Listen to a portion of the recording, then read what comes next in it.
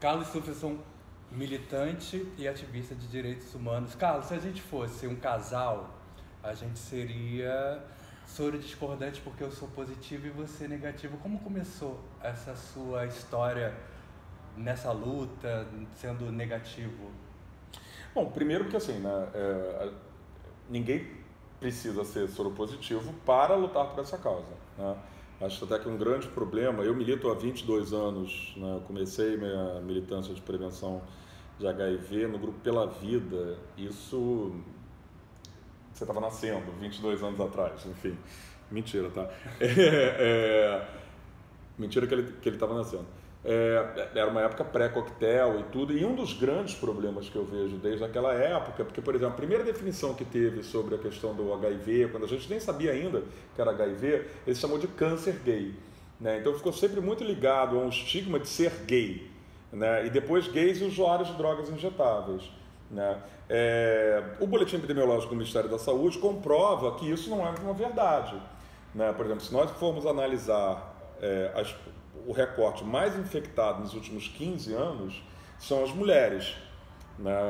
A relação de índice de infecção entre homens e mulheres há 12 anos atrás era de 1 para 33 e hoje é de 1 para 1,5.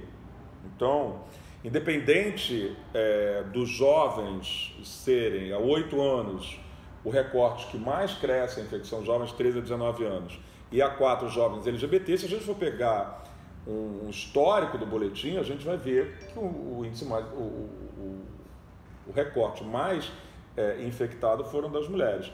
E isso por uma distorção, muitas vezes, de campanhas e desentendimentos. Eu estou explicando isso tudo para dizer exatamente assim: toda pessoa sexualmente ativa precisa se prevenir, precisa se testar. Inclusive era a nossa campanha lá na prefeitura, né?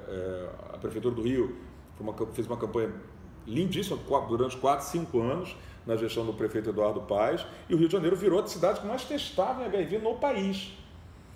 Toda pessoa sexualmente ativa precisa se testar, porque muitas vezes ela pode estar infectada sem saber.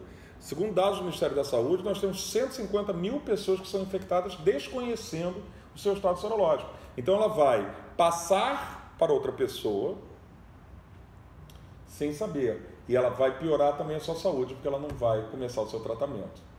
E como é que você entrou nessa história, sendo soro negativo? Eu entrei porque, cara, assim, eu luto contra o racismo e não sou negro, entendeu? Eu luto contra o machismo e não sou mulher, né? A gente não tem que lutar por causas específicas nossas, né? São causas de direitos civis, né? É que assim, Sandro, uma das primeiras mudanças, por exemplo, que teve, né, nessa questão foi a questão dos planos de saúde. Os planos de saúde naquela época, isso há 22 anos atrás, davam como cláusula de pré-existência quando o cidadão era descoberto com HIV. E a gente está falando de uma época que só existiu o AZT, tá? Então, assim, o tempo ali de vida entre a descoberta, né, do estado sorológico e o que pudesse acontecer era muito curto, né? E aí vem a maldade realmente da pessoa, dessas pessoas, dessas empresas horrorosas, que o cara paga o plano de saúde, por exemplo, o ano inteiro, a vida inteira, né? E depois, quando você descobre soro positivo, eles rompem o contrato e deixam a pessoa ali sem assistência. Eu não tenho como assistir isso sem me posicionar, e foi isso. Eu entrei de luta cabeça. Eu comecei depois usando os meus desfiles com um laço vermelho, né? Essa história toda é contada, até muito dessa história, no filme que o Erlanger fez, chama Os Transgressores, né? A gente fez campanhas enormes, entre elas a moda na luta contra o HIV. Eu usei a moda, como a gente fazia uma vitrine das lojas de Ipanema, com um laço vermelho, porque o nosso público era de mulheres, foi quando começou o que se chama de feminilização da AIDS. Então era muito importante que as mulheres soubessem que elas podiam ser infectadas também, não apenas gays ou usuários de drogas injetáveis. Foi uma campanha incrível, linda, não teve um tostão de dinheiro público envolvido, né? Uma campanha que todo mundo dava ali, eu até agradecer o Jornal Globo, o Jornal do Brasil, dava anúncios pra gente. O Miguel Paiva, a Radical Chic era nossa. Quem der um Google, gente, vai encontrar um belo material de campanha e ver as vitrines que foram feitas para isso. São coisas que a gente pode retomar. Era uma comunicação muito, a gente pautava, porque a AIDS sumiu da mídia. Lucinha Araújo, né, fala isso muito. A AIDS sumiu da mídia. Então tem pessoas que viram para mim e falam assim, não, mas já existe a cura. Eu falo assim, olha, então, aonde que não me informaram? Eu, pelo menos, não sei. Chegamos até a iluminar numa campanha o Cristo de Vermelho. Então, assim, aproveito até para agradecer a Cúria, ao Padre Omar. Foi 3 anos de luta, né, de insistência. Mas o dia que eu me lembro que eu fazia um programa da Astrid Fontenelle ao vivo em São Paulo, e quando eu estava voltando, né, na ponte aérea, eu pedi pro piloto passar pelo outro lado para eu ver o Cristo iluminado. Tem coisas que nos emocionam na militância, mas quando a gente consegue algo assim, é tão incrível, sabe, que eu chorava que nem um bebê ali no avião, por entender o quanto que aquele símbolo seria importante para muitas pessoas, né, cara, e não... Porque esse é o real significado da militância, né? Aquelas pessoas que olhavam a figura do Cristo solidário para elas, as pessoas que tinham uma imagem, uma mensagem, que a sua infecção tinha vindo de alguma ação do pecado, algum conceito todo muito complicado que as igrejas infelizmente fazem, né? Que não tem nada de cristão, né?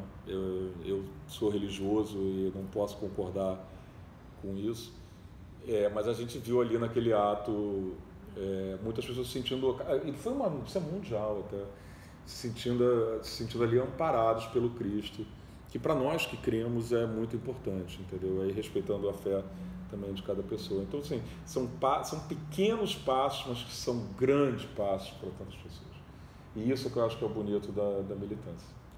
E eu me lembro quando a gente trabalhou junto todas as campanhas, né, com você na prefeitura, e de prevenção, e quando eu abri meu resultado, você foi a primeira pessoa que eu liguei, porque eu estava sem saber e ao mesmo tempo assustado, porque eu sabia como se prevenir, mas também não fazia a minha parte. Aí você me ajudou, fez toda aquela, né, me disse o que eu tinha que fazer, o que procurar, como chegar na clínica da família. E hoje, sabendo, com a sua ajuda também, todas as informações que eu tenho me dá mais segurança, né, para falar sobre. A primeira coisa, né, cara, é assim, muita gente me procura, como você. Acabei de receber o resultado e me liga. Eu tenho isso como uma coisa de uma confiança, enfim, são 22 anos trabalhando isso de uma maneira muito franca, muito honesta, muito sincera. Tanto que a primeira coisa que eu falo, nada de peninha, acabou, não tem essa história não. Vai continuar chegando na hora cedo, vai continuar trabalhando, não tem... porque a pessoa precisa entender que a vida continua. Não já foi muito complicado. Eu digo isso, obviamente, não é estimulando as pessoas a não se preservarem, não fazerem prevenção, tá? Mas já foi muito complicado. Hoje você apenas tem que ir ao médico, né, fazer os seus exames pós-teste, né, o CD4, CD8 e o exame de carga viral, para você saber, inclusive, quando vai começar o tratamento. Porque aí também existem duas correntes, que acho que tem que começar imediatamente, outros que vão monitorar para começar mais tarde o tratamento. Lembrando também sempre da existência de uma ferramenta que muito nos ajuda agora, que é a PrEP, que é a profilaxia pré-exposição. Isso é para pessoas que são soronegativas, tá? Que é o Truvada. Ele vende online numa farmácia de São Paulo, tá? Custa R$290 por mês. E você pode comprar esse remédio, ou você pode, agora o Ministério da Saúde, a partir desse ano, começou também a distribuir o Truvada. O que eu não gosto da questão do Ministério da Saúde é porque eles eles usam o conceito chamado grupo de risco.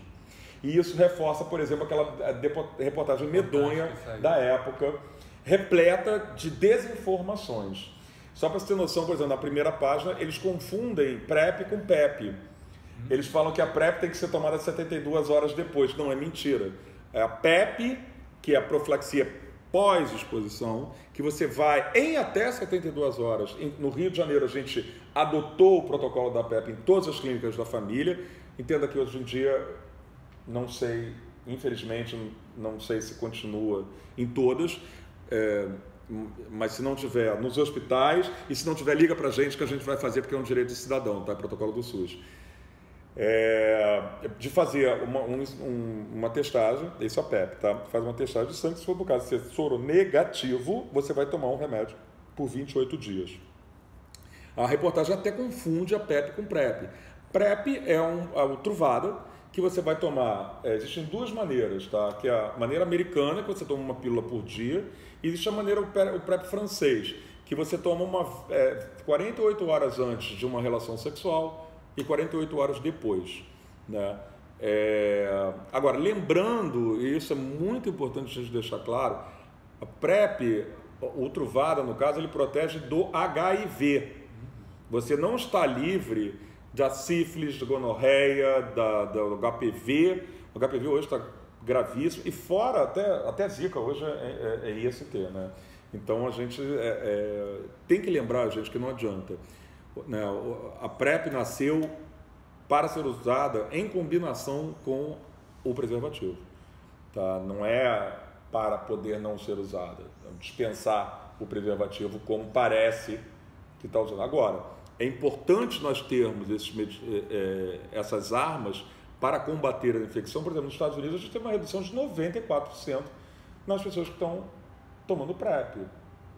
Não dá para... O único país do mundo, que é o Brasil, que continua com aumento de infecções, a gente abre mão de uma arma como essa. Ainda mais diante hoje existe a Fiocruz, a doutora Léa, fazendo um trabalho maravilhoso, doutora Beatriz, fazendo um trabalho maravilhoso sobre a PrEP. Então não é uma coisa para ser tratada da maneira errada, como foi tratada na revista Época. Ela reforçou o preconceito, ela fica parecendo realmente que é uma questão só de gays. Não é. Não é. O sexo anal, como eles colocam ali, não é uma questão apenas do sexo entre pessoas do mesmo sexo. Precisa explicar também ao jornalista que cidadãos heterossexuais fazem sexo anal, apesar de ali no texto ficar desconhecido, ficar desentendido sobre isso, né? Eu até concordo, realmente, isso até não é aquilo que eu tenho que concordar, é um dado científico, o sexo anal realmente ele é uma janela maior para a infecção. É óbvio que se você fizer só sexo oral, as suas chances de infecções são menores. Acho que é isso. Obrigado.